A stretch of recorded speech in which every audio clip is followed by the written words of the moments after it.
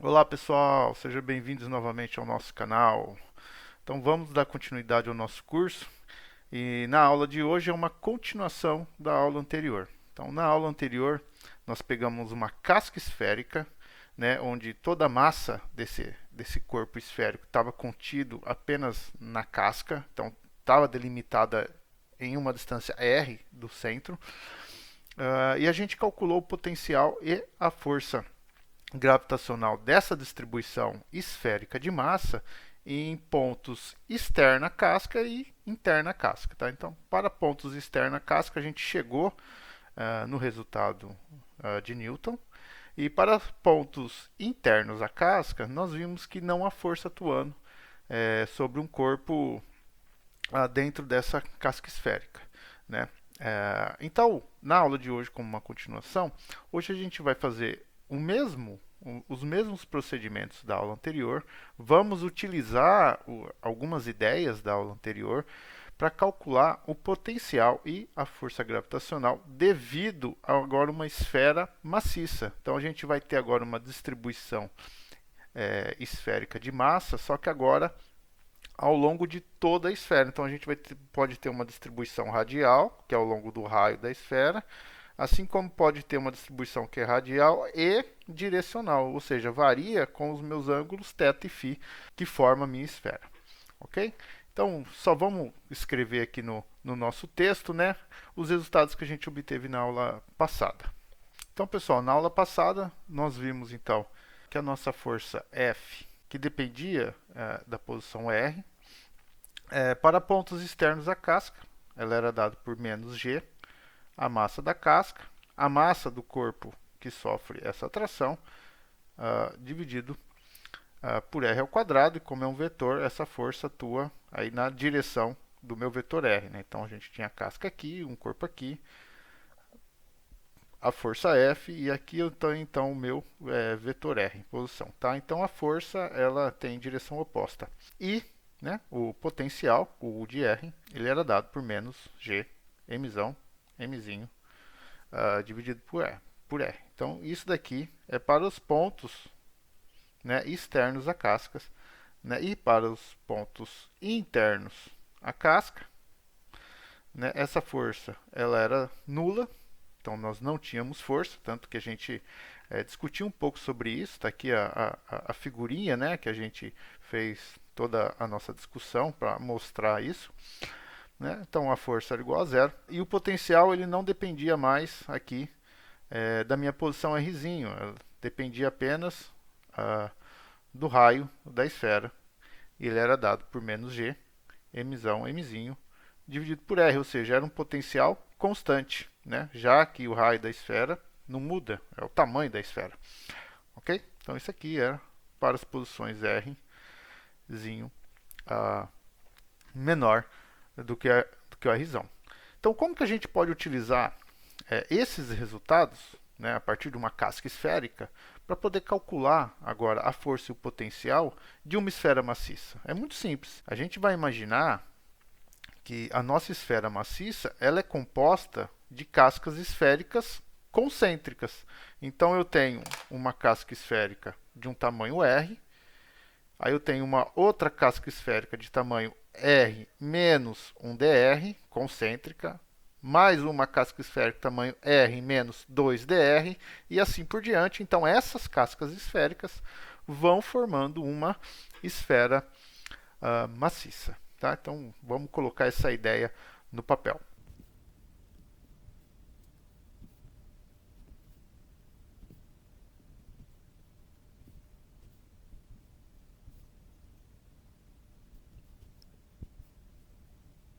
Então, a ideia é que a gente vai ter uma casca. Então, vamos imaginar aqui que a gente tem uma camada, essa camada mais externa, que é um R mais dr. A minha camada em vermelho ela tem um raio R. A minha próxima camada tem um raio R menos dr, e assim por diante. Então, essas cascas elas vão formando a nossa esfera maciça. Né? E aí, então, para pontos que são exteriores à casca, né? Então vamos imaginar que eu tenho aqui um corpo de massa mzinho, e essa minha esfera maciça tem uma massa mzão. para todo ponto externo a essa esfera, a massa dela vai se comportar como se ela tivesse toda em seu centro. O mesmo resultado que a gente obteve para uma casca esférica. Então, pessoal, para pontos aqui externos à minha casca, ou seja, para uma posição R maior do que R, é como se toda a massa dessa esfera tivesse concentrada no seu centro. Então, o meu potencial, U de R, já é um potencial que a gente conhece, para R maior do que R, e a minha força F de R, vamos colocar aí o vetor, que é menos G, M', dividido por R ao quadrado, na direção do meu vetor posição R. Ok? Agora que vem o diferente da aula passada, né? E só uma coisa, né? E essa força F, né, a gente vê que ela só depende da simetria, né? A gente obteve essa relação aqui a partir de uma simetria esférica, né? Ela não nos diz que há uma dependência, por exemplo, de como essa massa ela está distribuída ao longo da casca, ou como ela está distribuída ao longo da minha esfera maciça, né? Por quê? Porque para pontos externos à esfera, a gente considera como se toda a massa tivesse contida no seu centro. É por isso que nos problemas a gente sempre vai lá e desenha uma flechinha de força indicando a força, né, a partir do centro do corpo. É intuitivo nosso. E isso tem uma razão de ser. Então aqui a minha força F, tá, ela não depende da homogeneidade ou não da distribuição de massa. Tá? Então vou colocar aqui, ó, só depende da simetria e não depende aí da homogeneidade. Para qualquer distribuição de massa que a gente tiver ao longo dessa esfera, para pontos externos, vai valer isso daí. Bom, mas e quando a gente vai para dentro da esfera? O que acontece? Bom, para dentro da esfera a gente continua utilizando os mesmos resultados que a gente obteve na aula passada. Por quê? Porque é o seguinte, eu vou desenhar melhor. Imagina que nós tenhamos a nossa esfera aqui. Então a minha esfera ela tem um raio R, Rzão. Se eu pegar qualquer ponto e colocar aqui um corpo de massa mzinho, para eu saber qual é a força que esse corpo de massa mzinho está experimentando devido à distribuição de massa que tem nessa posição R, né? O que acontece com a massa que está contido nas posições maiores do que o meu Rzinho?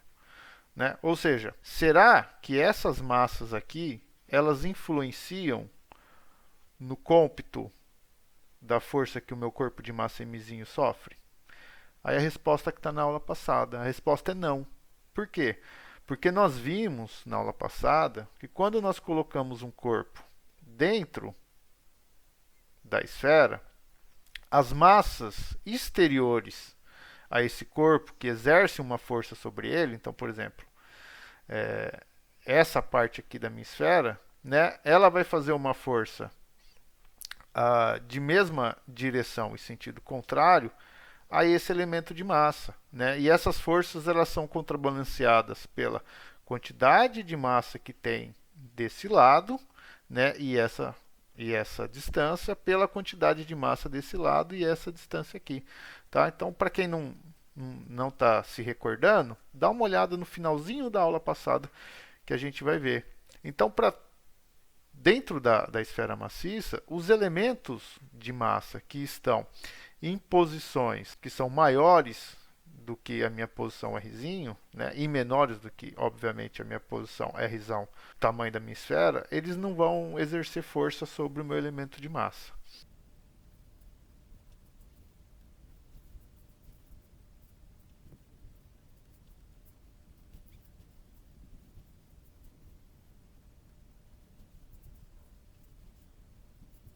Então, pessoal, o que eu escrevi aqui? Ó? Escrevi o seguinte, ó, vamos imaginar que a gente coloca aqui um corpo de massa Mzinho nessa minha posição Rzinho, né, que está dentro da esfera, ou seja, Rzinho menor do que Rzão.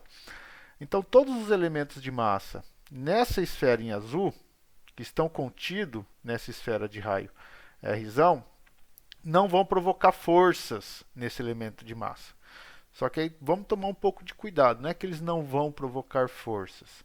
Eles vão provocar forças.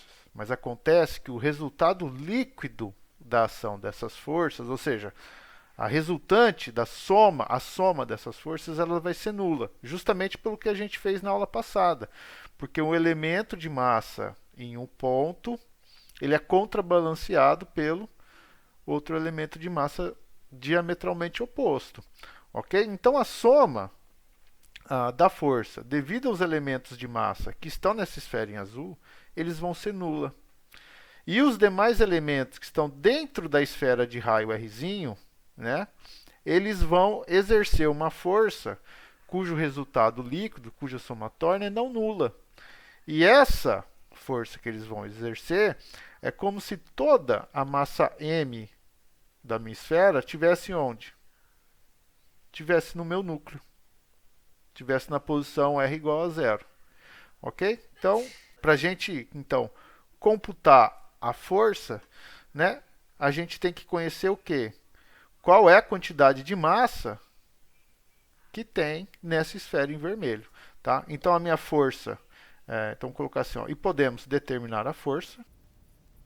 Então, a minha força dentro da esfera, ela vai ser menos G, mzinho, que é a massa dessa esferazinha que está sofrendo a ação de todas as forças devido à distribuição de massa em vermelho, vezes a massa, vamos colocar assim, ó, m de R, onde esse m de R é a massa em vermelho, dividido por R ao quadrado, está aí na direção R, na direção radial. Ok? Então, só vamos colocar aqui, esse cara aqui, então, né, ele é a massa distribuída na esfera vermelha. Ou seja, são os elementos de massa nas posições Rzinho menor do que Rzão. Tá, mas e aí? Como que eu computo isso? Para a gente saber esse cara, quanto de massa tem, a gente tem que conhecer uma função de distribuição de massa. E essa função de distribuição de massa, geralmente a gente conhece como sendo a densidade. Tá? Então, vamos colocar aqui, ó. Devemos conhecer aí a distribuição de massa. E essa, então, distribuição de massa, ela é dada pela, vamos colocar assim, função densidade. Ah, mas, professor, densidade ela é sempre constante, né? No curso de física, ou eu aprendi que ela é sempre constante. Não, não é. Não é sempre constante. Quando nós temos um corpo homogêneo, ele é constante. Por quê? O que é o homogêneo? O homogêneo, se eu olho para a minha esquerda e pego um pedacinho de 5 centímetros de massa, e eu olho para a direita e pego esse outro pedacinho de 5 centímetros de massa, eles vão ter a mesma quantidade de massa. Então, eles são homogêneos. Tá? Todas as partes do corpo têm a mesma quantidade de massa. Ok? Então, vamos pegar, por exemplo, a Terra. A Terra, será que ela é homogênea? A densidade da Terra? A densidade da Terra não é homogênea. Então, se a gente pegar, por exemplo, a densidade da Terra, que eu estou falando que não é homogênea, o gráfico dela é isso daqui. Então, ou seja, o núcleo dela, no núcleo dela aqui, é mais denso do que na superfície dela. Ok? Então, varia muito a densidade da Terra. Chega a ser a 19 no núcleo e 4 na superfície da Terra, gramas por centímetro cúbico. E a gente sabe que essa distribuição de massa da Terra, né, a gente consegue calcular isso através da propagação de onda, né, que ela tem uma distribuição apenas radial. Ou seja, se eu pegar uma esfera, ela só vai variar com a minha posição R. Então, quando a gente vai fazer, por exemplo, uma esfera, né, que a gente tem aí um objeto tridimensional, né, a gente tem, então, nessa posição aqui, um ângulo φ, e ainda a gente tem aqui um ângulo θ, que nos dá a direção dessa posição. Tá? No caso da densidade da Terra, essas direções θ e φ, a densidade não varia, só varia o quê? Ao longo da direção radial. O que isso quer dizer? Quer dizer que se eu estou lá do centro da Terra a uma distância, sei lá, de 10 metros, vou imaginar aqui, a densidade ela é 18 gramas por centímetro cúbico, tá? Mas é 18 gramas em toda essa esfera que ela comporta, tá? Então, você dá um giro de 360 graus nessa posição, é sempre esse mesmo valor. Tá? Então, vamos deixar isso daí escrito. Então, pessoal, como a minha densidade ela depende só da minha posição radial e não depende dos ângulos θ e φ, a gente pode falar que a nossa densidade aí ela é aproximadamente uma função que depende apenas da posição.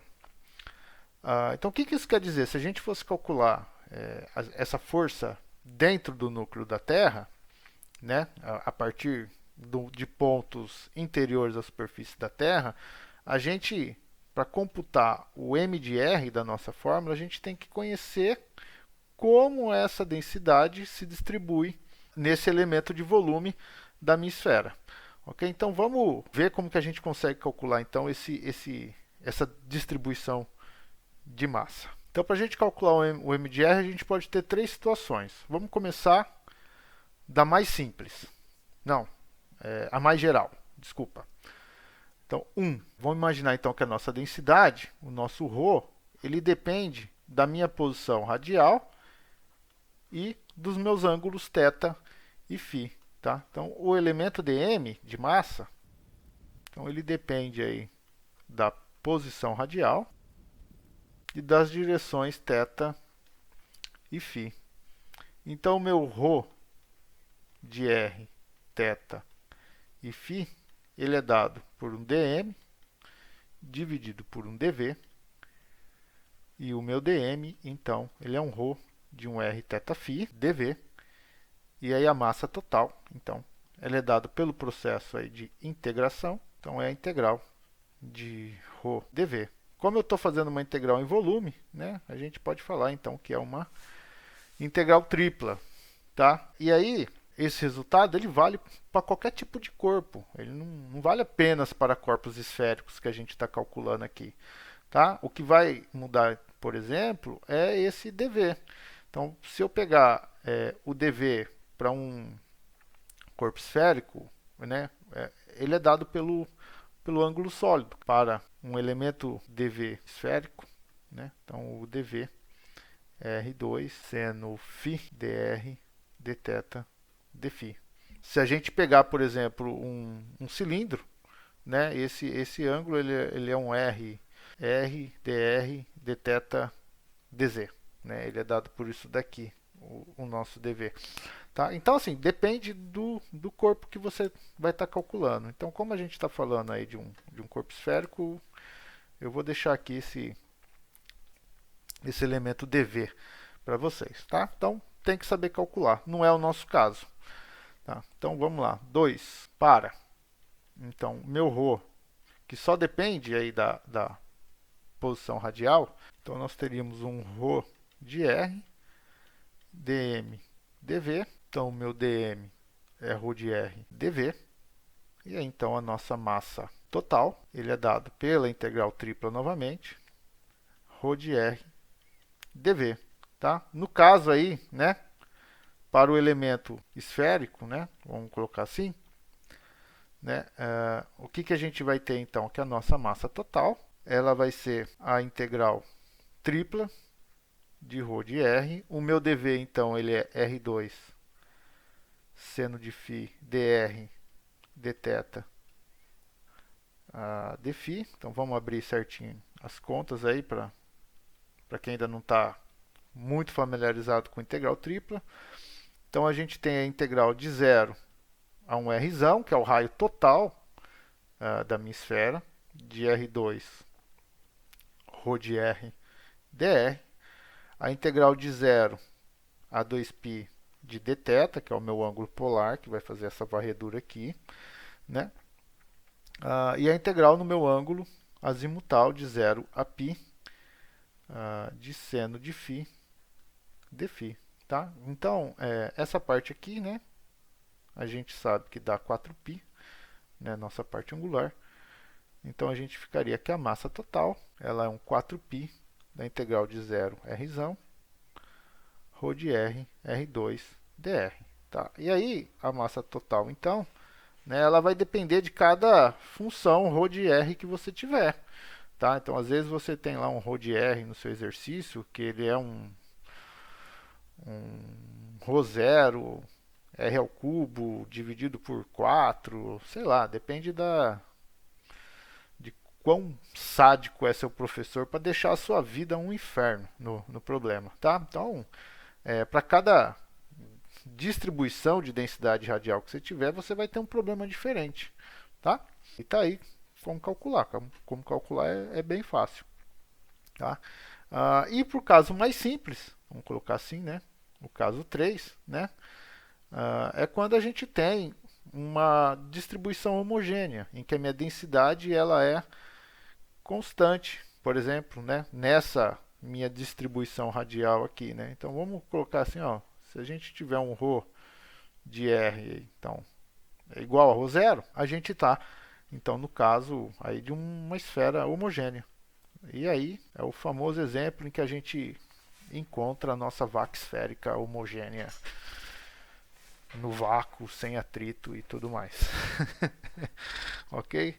Então a gente tem um ρ de r, que é igual aí a massa total, dividido pelo volume total da esfera, é a definição de densidade. Então a massa total, ele é igual a um ρ0 de 4/3 de π r ao cubo. Então, portanto, se eu pegar um pedacinho dessa minha esfera, eu vou ter uma outra quantidade de massa, mas que é proporcional a essa densidade aí. Tá? Então, e portanto, a minha massa mr nesse pedacinho, né, mr é dada por ρ0, 4/3 de π r ao cubo. Então eu sei que meu mr, o meu ρ, ele é constante, então eu posso substituir por esse cara aqui. Tá? Então ele vai ficar é a massa total dividido por 4/3 de π r ao cubo. Esse é o meu ρ0. Vamos deixar indicado aqui para vocês não se perderem, vezes 4/3 de π r ao cubo. Então eu tenho 4/3 em cima, 4/3 embaixo. E o meu m de r, ele vai ser igual então a massa total multiplicado por r dividido por r ao cubo.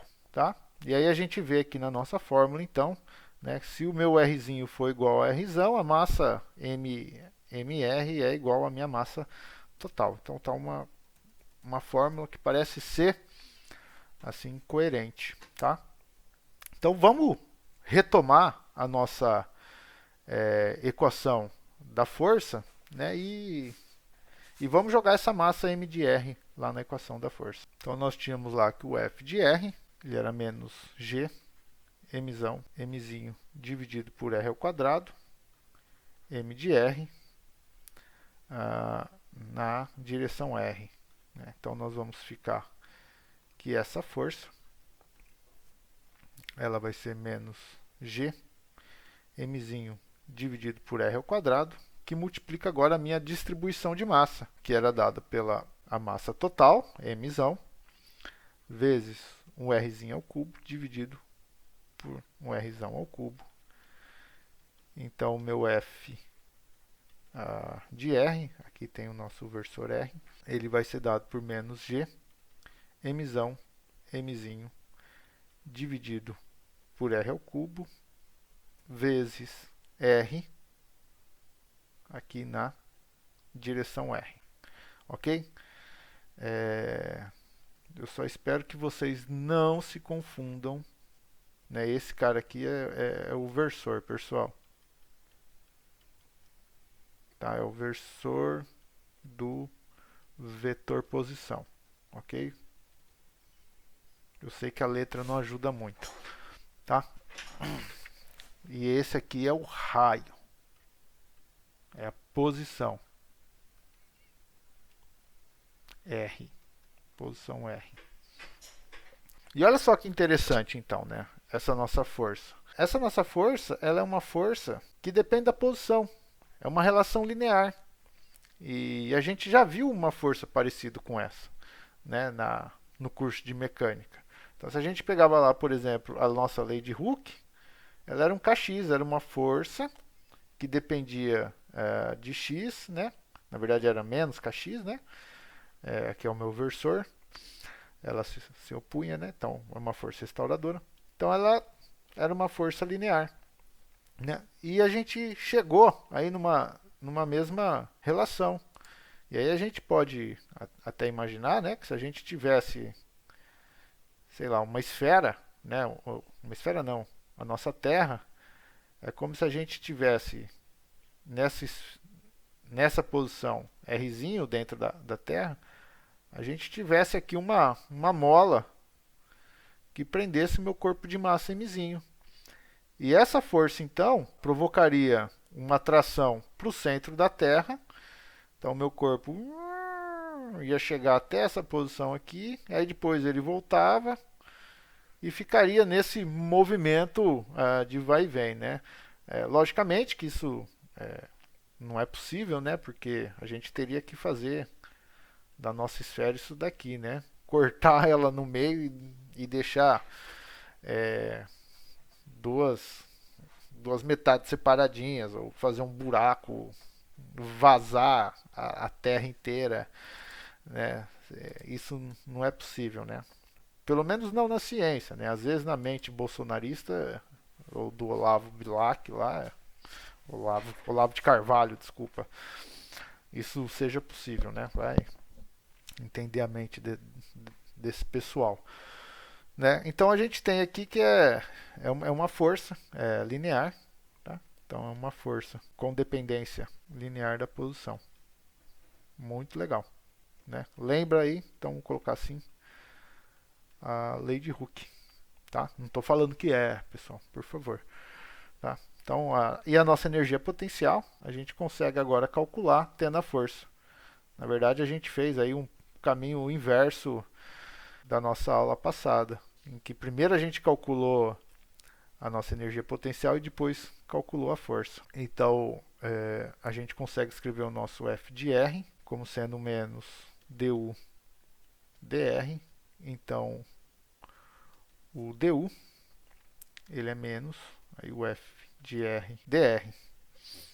Então, aí eu posso falar que a integral do meu du, da minha energia potencial na casca na superfície da minha esfera maciça, até aí um ponto Rzinho dentro dela, né, tem que ser igual a menos a integral da posição da superfície até uma posição Rzinho qualquer de menos G Mzinho dividido por R ao cubo de R dr. Então isso aqui vai nos dar um U de Rzinho menos um U de Rzão, que vai ter que ser igual a G Mzinho dividido por Rzão ao cubo.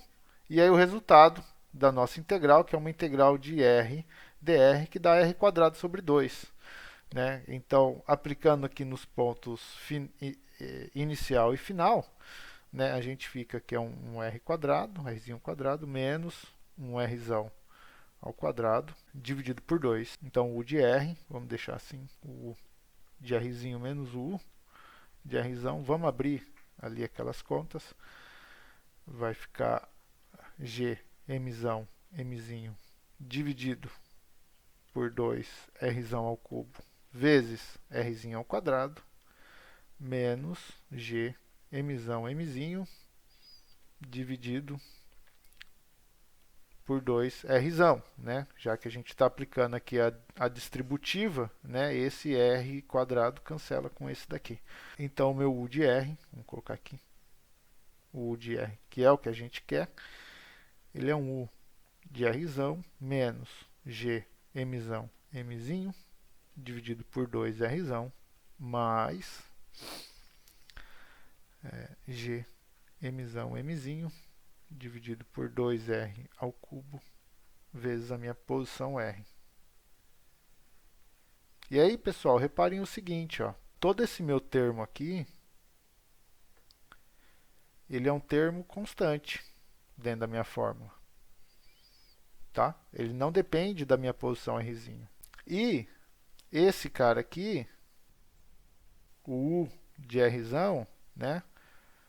Aí a gente tem que lembrar da nossa definição de energia potencial, que a gente não calcula energia potencial no ponto. Então, por exemplo, quando a gente fala que a energia potencial de um corpo em uma altura h é mgh, porque a gente está considerando um valor de referência como sendo zero na altura zero, né? Ou seja, no chão.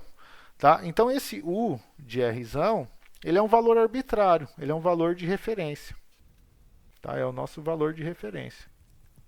Então esses são os resultados da aula de hoje, né? Que a gente queria chegar. E só para terminar, né? No livro do Moisés ele coloca o gráfico, né? Que eu estou com muita preguiça de fazer e não tenho um talento também para fazer. Está aqui. Então aí a gente tem o gráfico de U de R e da minha força F, né? E aí a gente repara que o meu potencial, né, ele vai aí com o quadrado da distância, né? Já que é R dividido por R ao cubo, então dá 1 sobre R2. Então ele tem essa barriguinha, uma parábola, né? E quando eu tenho quando eu estou na minha posição R, aqui, o meu potencial ele vai valer menos G emissão Mzinho. Menos G emissão Mzinho dividido por R, né? Que é a gente substituir o valor aqui. Né? E aí, então, para U igual a zero, né? Que eu tenho aí aqui o R ele é igual a zero, a gente vê que o meu U de R ele vai valer menos 3 meios. Ok? E a minha força F, né, ela tem um caráter, então, que ele é linear, igual à lei de Hooke, que eu comentei com vocês, né? E para pontos exteriores à casca, né, aqui, ela vem com 1 sobre R ao quadrado, novamente, como era o caso da nossa casca esférica também. Bom, pessoal, então a aula de hoje era isso. Espero que vocês tenham compreendido. E qualquer dúvida, por favor, me escreva. Está aqui o meu e-mail, vocês já conhecem, vai ser um prazer respondê-los. Até a próxima, bons estudos. Tchau, tchau.